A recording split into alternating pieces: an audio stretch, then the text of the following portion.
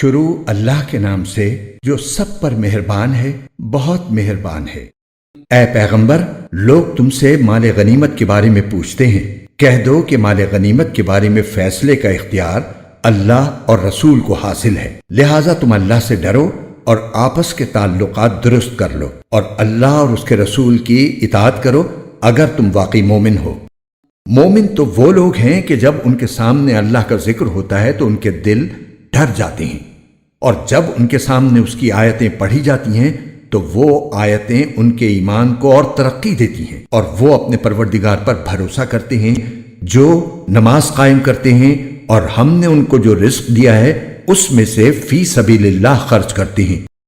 یہی لوگ ہیں جو حقیقت میں مومن ہیں۔ ان کے لیے ان کے رب کے پاس بڑے درجے ہیں، مغفرت ہے اور باعزت رزق ہے۔ مال غنیمت کی تقسیم کا یہ معاملہ کچھ ایسا ہی ہے جیسے تمہارے رب نے تمہیں اپنے گھر سے حق کی خاطر نکالا، جبکہ مسلمانوں کے ایک گروہ کو یہ بات ناپسند تھی۔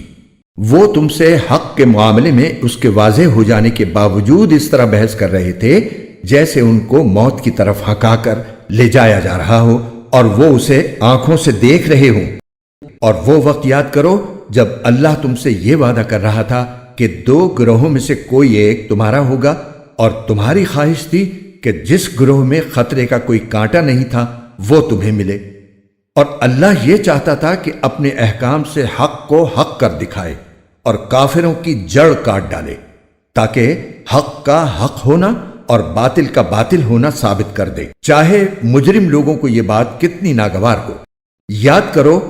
جب تم اپنے رب سے فریاد کر رہے تھے تو اس نے تمہاری فریاد کا جواب دیا کہ میں تمہاری مدد کے لیے 1000 فرشتوں کی کمک بھیجنے والا ہوں جو لگاتار آئیں گے، اور یہ وعدہ اللہ نے کسی اور وجہ سے نہیں بلکہ صرف اس لیے کیا کہ وہ خوشخبری بنے اور تاکہ تمہارے دلوں کو اطمینان حاصل ہو، ورنہ مدد کسی اور کے پاس سے نہیں صرف اللہ کے پاس سے آتی ہے۔ یقیناً اللہ اقتدار کا بھی مالک ہے، حکمت کا بھی مالک۔ قرآن کے خوبصورت اور ایمان افروز اردو اور ہندی ترجمہ و تفسیر کے ویڈیوز